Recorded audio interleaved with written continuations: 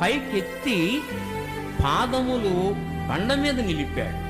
పాదములు బండ మీద నిలిపి అడుగులు స్థిరపరిచాడు బండ మీదే. కానీ ఇప్పుడు అడుగులు ఏమవుతున్నాయంటే బురదలోకి వెళుతున్నాయి.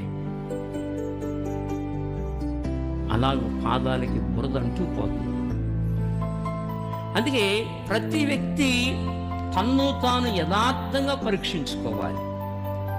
యథార్థంగా ప్రతి వ్యక్తి అనుకుంటాడు నాది కరెక్ట్ అనుకుంటాడు. ప్రతి వ్యక్తి అనుకునేది అదే, నాది కరెక్ట్, నేను కరెక్ట్గా నడుస్తున్నా అనుకుంటాడు. కానీ నా ముఖం మీద ఉందో నాకు తెలియదు. నేను ఎక్కడికి వెళ్ళాలి?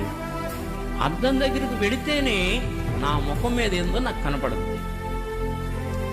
అలాగే మనం ప్రతి వ్యక్తి వాక్యం అనే అర్థం కాడికి రావాలి. వచ్చినప్పుడే మన లోపాలు కనబడతాయి. మన లోపాలు కనబడినప్పుడు యథార్థంగా పరీక్షించుకోవాలి. నేను కరెక్ట్ అనుకోకూడదు.